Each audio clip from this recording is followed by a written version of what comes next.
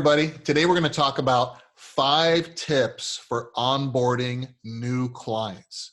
So the first thing I want to discuss is establishing 3 phases for the onboarding process, and explain this to your new clients that our onboarding process is comprised of 3 phases. The first phase is provisioning.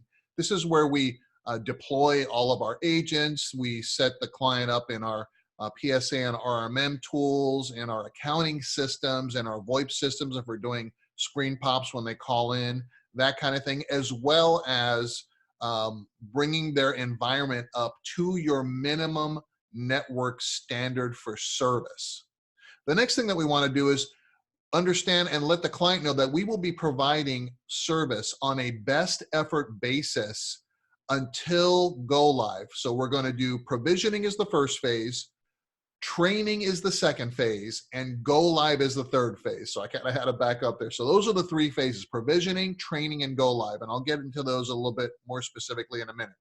So while we provision, we're going to test all of our RMM and PSA ticket creation functions and make sure that everything is working as it should be during the provisioning process. Now remember, we are providing service on a best effort basis, not against the SLA that we've sold the client yet, because we're simply not ready for that. And I think that's where a lot of MSPs get in trouble, where they set an expectation with the client that, hey, I've got an SLA, you're going to respond quickly, and there's a process from the moment I sign the agreement.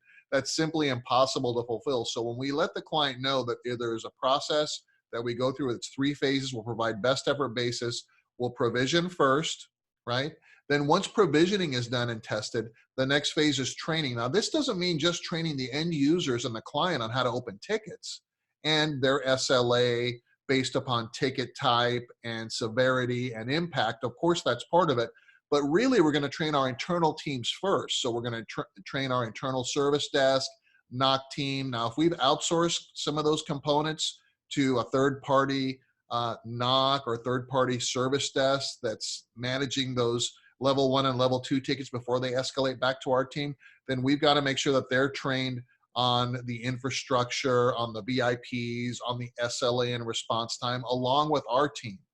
Then we train the client staff. And I used to come out and do, if it's a small organization, get everybody in the conference room, bring pizza in, and have them test opening tickets on their laptops. Of course, our team is ready to provide excellent response time during that testing process, right? But anyway, we make sure that everyone is trained, and then we set our go live date. Once provisioning and training is complete, we now set our go live date, and let's say it's Monday at 8 a.m. That's the time when we are now being held accountable to our SLA. Now, one thing to consider for larger clients, you can go live potentially by business unit or by location as well. So if you're onboarding a large organization, it may take months to onboard them. I've done that, over time as well. And then you've got to be very specific about how you're going to roll that out, and you can onboard or go live in waves, as it were, as long as you are confident you can meet your SLAs. All right, that's it for today. We'll talk again soon.